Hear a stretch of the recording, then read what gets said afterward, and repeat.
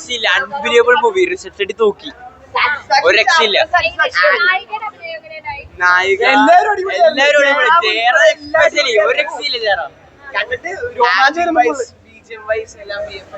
രക്ഷയില്ല. എന്റെ പേര് അശ്വിൻ ഖനാല. ഞാൻ ഡബിംഗ് ആർട്ടിസ്റ്റ് ആണ്, ഡബിംഗ് ഡയറക്ടറാണ് ഈ പടത്തിന്റെ. അപ്പോൾ എന്താണ്, നമ്മുടെ 2.5 മാസത്തെ പ്രോസസ്സാണ്. അത് എല്ലാവരും 2 കഴിഞ്ഞിട്ട് സ്വീകരിച്ചെന്ന് പറഞ്ഞാൽ ഒരുപാട് സന്തോഷം. അപ്പോൾ ജെനുവിൻ റിവ്യൂ കൊടുക്കുക, എല്ലാവരും പടം കാണുക. കണ്ടേക്കുന്ന ഒരുപാട് ഹിറ്റ് പടങ്ങൾ തമിഴാണെങ്കിലും അതിൻ്റെയൊക്കെ ഒരുപാട് നായക കഥാപാത്രങ്ങൾ. ഇപ്പൊ കങ്കുവേല് സൂര്യക്കൊക്കെ ശബ്ദം കൊടുത്ത ദൈവമാണ്.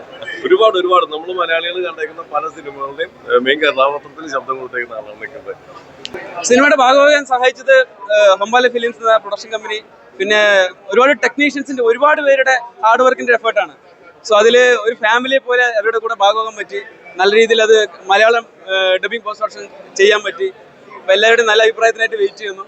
എല്ലാവരും കണ്ടിട്ട് ജെന്യുവൻ ആയിട്ടുള്ള റിവ്യൂ പറയുക. അത് തന്നെയാണ് ഏറ്റവും വലിയ സന്തോഷം. ഇനി അടുത്ത് നല്ല മൂവീസ് ചെയ്യാനായിട്ടുള്ള സന്തോഷം തന്നെയാണ്.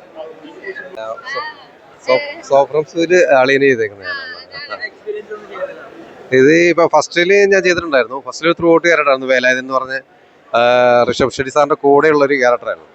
ഇതിലിപ്പോ പടം സ്റ്റാർട്ട് ചെയ്യുന്നത് എൻ്റെ വോയിസിലൂടെയാണ്. ഡയറക്ഷൻ പോകുന്നത് ഞാനാണ്. ഇതിന്റെ പോസ്റ്റ് പ്രൊഡക്ഷൻ ചെയ്തിരിക്കുന്നത് നിർമ്മലും അശ്വിൻ എന്ന് പറഞ്ഞ അശ്വിൻ ഡബിംഗ് ആർട്ടിസ്റ്റാണ്. അപ്പോൾ അവരാണ് ചെയ്തിരിക്കുന്നത്. അപ്പോൾ അവരെ നമ്മളെ ഇൻവൈറ്റ് ചെയ്ത് ഇതിലേക്ക് ഒരു വിശ്വാസത്തിൽ ആ ക്യാരക്ടറെ ഏൽപ്പിച്ചതിൽ നമുക്ക് സന്തോഷം. അപ്പോൾ എന്തായാലും അടിപൊളി ആകട്ടെ എന്ന് പ്രാർത്ഥിക്കുന്നു. വളരെ നല്ല സിനിമയാണ്. വളരെ ഗംഭീരമായിട്ടുണ്ട്.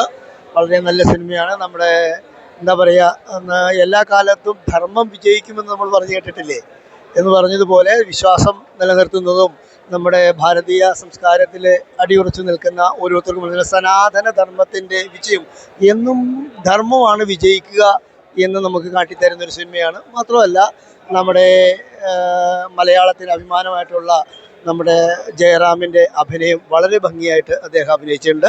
ജയറാം നന്നായിട്ട് അഭിനയിച്ചിട്ടുണ്ട്. നമുക്ക് മലയാളത്തിന്, നമ്മുടെ കേരളത്തിന് അഭിമാനിക്കാവുന്ന അഭിനയമാണ് നമ്മുടെ ജയറാമിൽ നിന്നുണ്ടായിട്ടുള്ളത്. സിനിമ വളരെ നന്നായിട്ടുണ്ട്. വളരെ നല്ല സിനിമയാണ്. എല്ലാവരും തിയേറ്ററിൽ വന്ന് കാണേണ്ടതാണ്. വളരെ ആനന്ദകരമാണ്, സന്തോഷകരമാണ്. നല്ല എന്താ പറയുക, വിശ്വാസപരമായ നല്ല കാഴ്ചയുള്ള സിനിമയാണ്. എല്ലാവരും കുടുംബസമേതം വന്ന് കാണുക എന്നാണ് എനിക്ക് പറയാനുള്ളത്. വിശ്വാസം എന്ന് പറയുന്നത് അതും രണ്ടാണ്. പക്ഷെ ഇത് ഈ സിനിമ പറഞ്ഞു പോകുന്ന നമ്മൾ കേട്ട് വളർന്ന കുറെ മിത്തുകളും കാര്യങ്ങളും ഉണ്ടല്ലോ, അതുമായിട്ട് ബന്ധിപ്പിച്ചിട്ടാണ് ഈ സിനിമ മുമ്പോട്ട് പോകുന്നത്. ഇതിന്റെ വേ ഓഫ് തിങ്കിങ് അങ്ങനെയാണ്.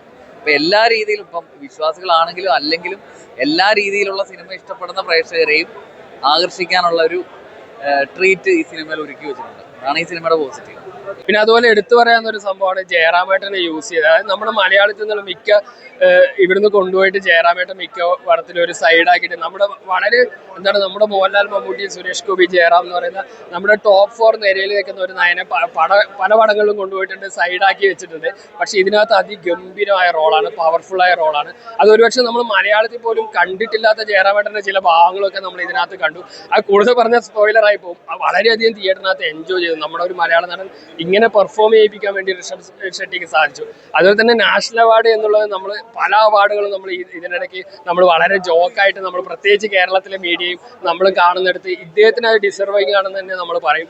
അത് 2025 അവാർഡ് 27 28 പ്രഖ്യാപിക്കുമ്പോൾ ഋഷഭ് ഷെട്ടി അല്ലെങ്കിൽ മാത്രമായിരിക്കും അതൊരു അത്ഭുതകരമായ വാർത്തയാവുന്നത്. അല്ലെങ്കിൽ ഇത് പുള്ളി തൂക്കി എന്ന് പറയാം. അവാർഡടക്കം പ്രേക്ഷക ഹൃദയങ്ങളടക്കം എല്ലാം ഋഷഭ് ഷെട്ടി നോക്കി. ഗംഭീരമായ മേക്കിംഗ് ആണ്. വളരെ റൂട്ടഡ് ആയിട്ടുള്ള സ്റ്റോറിയാണ്. അത് സ്ക്രീനിൽ ഗംഭീരമായിട്ട് വന്നിട്ടുണ്ട്.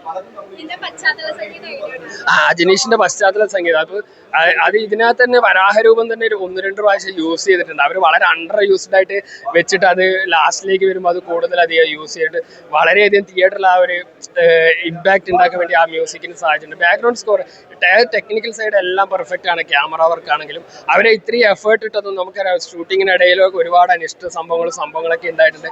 അതൊക്കെ സിനിമയുടെ റിലീസോടെ എല്ലാവരും മറക്കട്ടെ.